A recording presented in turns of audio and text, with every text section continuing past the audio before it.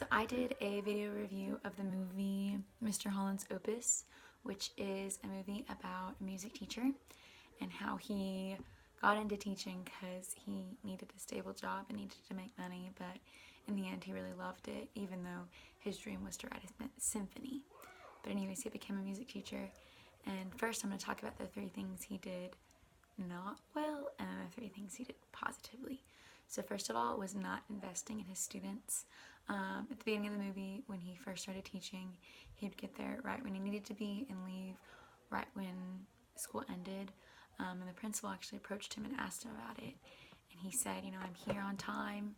I do what I'm supposed to do. What else do you expect from me? And he'd go home at night and just hated it because the students hated it. But eventually he started really getting outside of himself and kind of changed that, which is one of the things I'll talk about on the positives. The second thing that he did that wasn't necessarily good was judging students. And actually, when he did it, it wasn't even one of his students. It was actually his son. In the movie, his son is deaf. And because his son is deaf, he didn't think his son could do anything, or he couldn't appreciate music.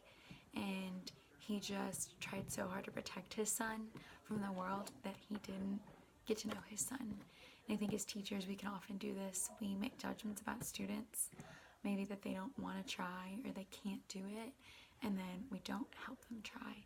So that was something I saw that was a negative, but again, he changed that, and he continued to work on that throughout the movie.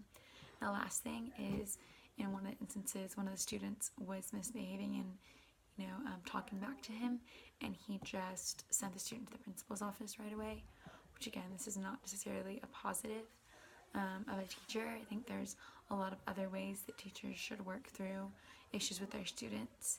And I mean, at the beginning of the movie you see this, but in the rest of the movie you never see him send a student to the principal's office.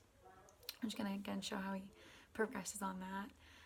So to get into the positives, he really invested in his students and found his students' interests. And so this movie was based in like the 60s, and he actually used rock and roll music to teach them classical music.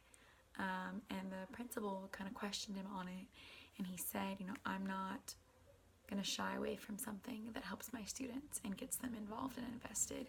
So that was really important to find out what matters to the students. Another thing was he didn't give up on the students. There were many different students who really struggled or couldn't do it, and he worked with them constantly and tutored them one-on-one. There was one student who was a football player, and he could not understand how to stay on beat, but the teacher, Mr. Holland, he just continued to work with him. And there was one girl who she just wanted to be good at something, so she kept trying on clarinet even though she wasn't very good, and he worked with her, and he taught her that she could do whatever she wanted to do if she tried hard enough.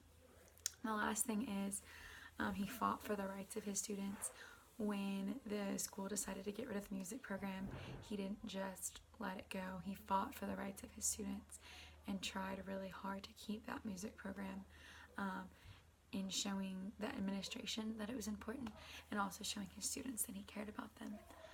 So overall, this is a great movie. I think it's great for any educator to watch, just to see the impact a teacher can have on students. My favorite part of the movie is at the very end. He finds out that the school is cutting the music program and he won't have a job anymore. And at this point, he's in his 60s. And he's cleaning out his classroom, getting ready to leave.